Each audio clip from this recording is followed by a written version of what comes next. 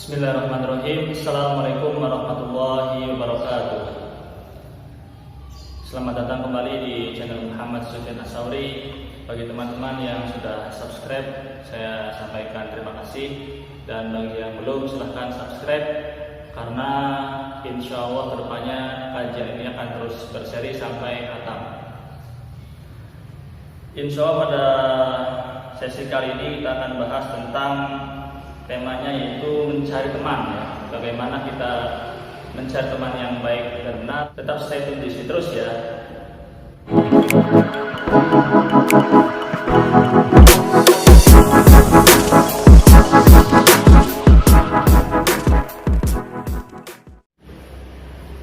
Baik, kita langsung saja bacakan nazom kitab Al-Ala, bab mencari teman. Anil mar'i la tas'al wasal an qarinihi fa innal qarina bil muqarini yaqtadi fa in kana dha syarrin fajannibhu sur'atan wa in kana dha khairin faqarinhu tahtadi. Anil mar'i la tas'al, janganlah kamu bertanya pada seseorang ya, bagaimana kepribadian dia. Wasal an qarinihi, tapi tanyakan kepada temannya dengan siapa dia berteman. Fa inna qarina, karena sungguhnya teman kamu itu bil muqarini yang tadi akan hampir sama persis ya, hampir sama perilakunya, tindak tanduknya, mengikuti teman-teman dia.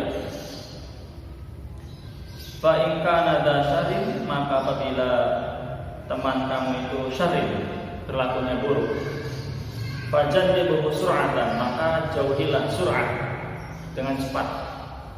Wa in kana dha khairin, dan apabila teman kamu itu berperilaku baik, faqarinhu tahtadi, maka temanilah dia, tahtadi, niscaya dia akan memberikan petunjuk bagi kamu. Hadirin yang berbahagia, dalam pembahasan ini kita akan mengetahui ya, seperti apa kita harus mencari teman yang baik dan benar itu. Apakah selama ini kita dilingkari oleh teman-teman yang negatif atau positif ya? Yang jelas dalam kitab ini dijelaskan bahwa dalam berteman ya, kita itu harus pilih-pilih. Kalau misalkan teman kita itu sering berkumpul dengan golongan orang-orang yang berperilaku buruk, maka segera jauhi ya. Karena kalau tidak kalian jauhi, cepatnya itu sekarang juga akan berdampak pada terhambatnya kamu dalam meraih cita-cita atau impian. Tapi kalau misalkan sekarang kamu sedang dikelilingi oleh teman-teman yang baik, maka pegang dia erat-erat ya, niscaya impian kamu akan mudah didapatkan. Nah, teman yang dimaksud ya zaman sekarang tentu lebih luas lagi gitu. Tidak hanya pertemanan dalam dunia nyata, tapi dalam dunia maya juga, atau media sosial. Jadi kalau misalkan gimana Ustadz gitu membedakan mana yang baik, mana yang buruk, teman baik dan buruk itu seperti apa? Tentu teman yang baik adalah teman yang mengikuti apa yang Al-Quran dan hadis perintahkan. Sedangkan teman yang buruk sebaliknya, mereka melawan arus ya, menentang, melanggar ya, apa yang Al-Quran hadis sampaikan. Nah, ada ulama ya yang bernama Ibnu Qayyim rahimahullah, semoga Allah meridhoi dan mengampuni beliau. Beliau menjabarkan bahwa pertemanan itu terbagi menjadi 4 jenis ya. Dua jenis yang pertama ini adalah golongan teman-teman yang wajib kalian jauhi sekarang. Dan dua golongan lagi ini golongan teman yang wajib kita pegang, kita pelihara, dan kita tidak boleh memutus silaturahim dengan mereka. Nah, apa saja dua golongan teman yang wajib kita hindari? Yang pertama, menurut Ibnu Qayyim al-awwalu, yang pertama yaitu teman bergaul bagaikan penyakit atau toksik. Seperti apa cirinya?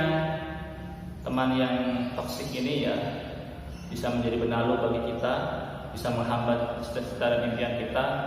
Yaitu dia senantiasa mengeluh, dan mengeluhnya ini tidak jarang tapi sering, bahkan hampir setiap ketemu kita dia mengeluh. Contohnya seperti ketika mendapatkan tugas dari gurunya, misalkan dia seorang siswa, teman kita seorang siswa, dia bertemu kita, aduh gimana ya, ini tugas kok susah banget gitu. Tapi ketika gurunya tidak dikasih tugas, aduh nih guru malas banget ya makan gaji buta dan lain hal. Kemudian barangkali kita juga punya teman yang setiap ketemu kita itu mengeluh, apapun dikeluhin, cuaca dikeluhin perilaku dosennya dikeluhin, perilaku gurunya dikeluhin, perilaku teman-temannya dia pandang semuanya negatif dan keluh kesah terus pada kita. Nah, ini wajib kita jauhi. Itu kenapa cuaca hari ini panas sekali besoknya hujan, aduh kenapa hujan, cuaca dikeluhin mengeluh terus.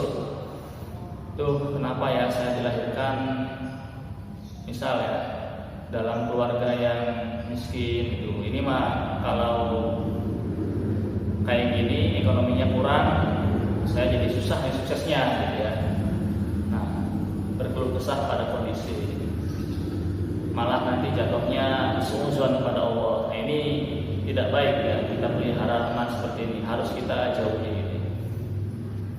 Padahal kalau misalkan kita berbicara nasib itu kita tidak bisa memilih dilahirkan dari orang tua yang seperti apa Kaya miskin kita nggak bisa milih, tapi kita bisa memilih nanti masa depan kita bisa menjadi apa. So jangan berkeluh kesah pada kondisi saat ini. Semua bisa berubah tergantung kamu mau atau enggak. Jadi sukses itu tidak dimiliki oleh anak-anak yang lahir dari keluarga kaya saja keluarga yang kurang mampu juga bisa. Mau studi ke luar negeri Ustaz bisa, asalkan ada kemauan dan Allah anugerahi kamu itu badannya sehat, penglihatan, pendengaran normal, asalkan ada kemauan, insya Allah Allah berikan jalan untuk menuju ke sana. Pengalaman pribadi dulu saat pengen awal-awal pertama masuk kuliah S1 itu, lihat kakak tingkat, wah keren banget menjadi mahasiswa berprestasi. Namun waktu itu syaratnya adalah pandai berbahasa Inggris. Sedangkan waktu itu saya kurang dalam berbahasa Inggris, baik teori maupun prakteknya secara lisan. Nah, akhirnya saya karena pengen sekali bisa menjadi mahasiswa berprestasi. Namun waktu itu sepertinya harus satu-satunya jalan biar up bahasa Inggrisnya adalah dengan mengikuti kursus. Tapi saat itu saya tidak menyerah dengan kondisi keuangan, karena memang waktu itu beasiswa S1 cuma cukup buat makan dan biaya kosan selebihnya dari orang tua. Tapi saya ingin tidak memberatkan orang tua untuk mengikuti kursus bahasa Inggris. berpikir dan Allah berikan jalan ya, dengan cara menjadi tutor ya, tutor Al-Quran di kampus, kemudian menjadi tutor Al-Quran pada anak dosen ya, yang ingin belajar Quran, dan juga amanah menjadi pengurus asrama kampus. Alhamdulillah dari situ ya cukup untuk mengikuti kursus bahasa Inggris selama 2 tahun di Universitas Pendidikan Indonesia, dan alhamdulillah modal kemampuan dari situ ya bisa mengikuti seleksi mahasiswa berprestasi FPIPS 2017 ya, dan alhamdulillah mendapatkan peringkat 2 fakultas. Nah, jadi teman-teman, dari kisah ini ya kita bisa simpulkan asalkan ada kemauan dan kesehatan ya, insya Allah apa yang kita impikan itu terwujud. Nah, kemudian masih kategori golongan yang pertama ya, teman bergaul bagaikan penyakit. Dia juga cirinya sering membenci orang gitu ya. Jadi apapun yang temannya lakukan itu dia anggap kesalahan, dan kalau sudah salah gitu ya, dia benci, gampang benci orang gitu ya. Ketemu sama kita dia bilang saya benci banget sama dia gitu ya. Besoknya ketemu lagi saya juga benci loh sama dia gitu ya. Dia tuh perilakunya kayak gini. Nah, lama-kelamaan kalau misalkan kamu mempunyai kesalahan sama dia dan kamu gak ada, maka aib kamu akan diubah-ubah sama dia. So, jadi teman-teman jangan berada di lingkaran pertemanan yang pertama ya. Kemudian golongan yang kedua yaitu atsani, teman bergaul bagaikan racun gitu ya. Ini lebih parah dari golongan yang pertama. Mereka ini ciri-cirinya senantiasa membangkang ya, bermaksiat kepada Allah dan orang tua kita, mengajak melanggar ya apa yang Allah dan orang tua kita sampaikan. Misal remaja sekarang itu lagi pengen di smartphone ya, kemudian pas orang tuanya ini tidak punya dana untuk membelikan anaknya smartphone. Kemudian anak ini curhat ke temannya yang racun ini. Oh, kamu belum bisa dibeliin HP ya? Oh, kalau kayak gitu bolos aja sekolahnya gitu ya, nggak usah makan gitu, biarin orang tua nangis-nangis segala macam. Nah, kalau misalkan kamu ya mengikuti teman kamu yang racun ini ya, mengajak bangkang pada orang tua, maka kamu termasuk anak yang durhaka, pelanggar berat gitu ya. Nih ya teman-teman, saya kasih tahu ya, orang tua itu akan berusaha semaksimal mungkin ya mencari uang, khususnya dalam hal tujuan yang bermanfaat gitu. Akan berusaha semaksimal mungkin, dan tidak ada ya orang tua yang menyesatkan anaknya. Jadi kita harus menaati apa yang orang tua sampaikan, karena teman kita ini tidak membiayai sekolah kita, teman kita juga tidak memberi makan kita ya. Jadi jangan menuruti teman kita ya. Nanti kalau misalkan dia punya kesibukan, itu tidak akan peduli lagi sama kita. Yang akan peduli sama kamu adalah orang tua ya, akan mendampingimu selamanya sampai meninggal dunia. So, sadarlah ya, jangan mengikuti teman-teman yang menjadi penyakit dan racun ya, dan meninggalkan kedua orang tua kita. Nah, jadi itu dua golongan pertama ya, pertemanan yang wajib kita hindari sekarang juga. Kemudian dua golongan teman yang baik ya, yang wajib kita pelihara. Yang pertama yaitu,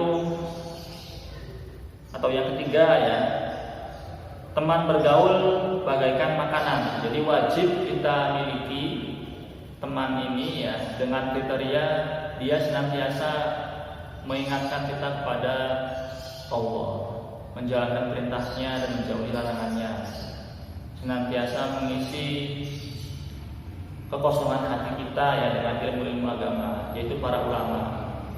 Jadi jangan pernah sehari ya, bahkan tiap menit itu kita diusahakan harus mendengarkan nasihat dari beliau-beliau ini.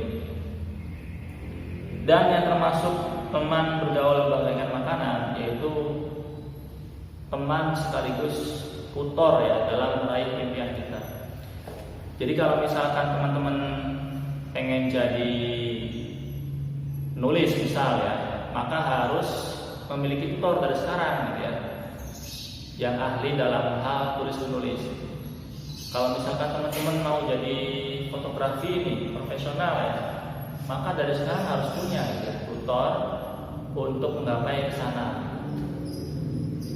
Kemudian misal mau jadi apalagi dosen ya, maka harus punya tutor ya. Dan biasanya tutor ini usianya lebih tua ya, lebih senior dari kita.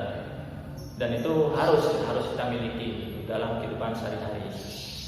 Kemudian ini sepele tapi termasuk baik ya, yaitu golongan yang keempat ya, yaitu teman bergaul bagaikan obat ya. Jadi teman-teman ini harus kita miliki, tapi proporsinya tidak lebih banyak daripada golongan yang ketiga ya. Golongan yang ketiga yaitu teman bergaul bagaikan makanan. Jadi proporsinya sedikit saja karena sebagai penghilang penat gitu ya. Penghilang penat. Misalkan kita jenuh gitu ya, kerja seharian capek gitu ya, maka kita butuh orang-orang yang menghibur guna menghilangkan penat kita. Atau misalkan ketika kita sedang down gitu ya, maka kita butuh teman untuk mendukung kita lebih semangat lagi, atau follower ya. Jadi itu saja 4 jenis teman ya, 4 jenis teman yang wajib kalian ketahui. Pada pertemuan kali ini 2 kategori teman yang tidak baik dan 2 lagi teman yang baik. Kalau video ini bermanfaat bagi kalian, silahkan share ke teman-teman, dan jangan lupa like, comment, dan subscribe tombol merah di bawah ini. See you on the next video. Assalamualaikum warahmatullahi wabarakatuh.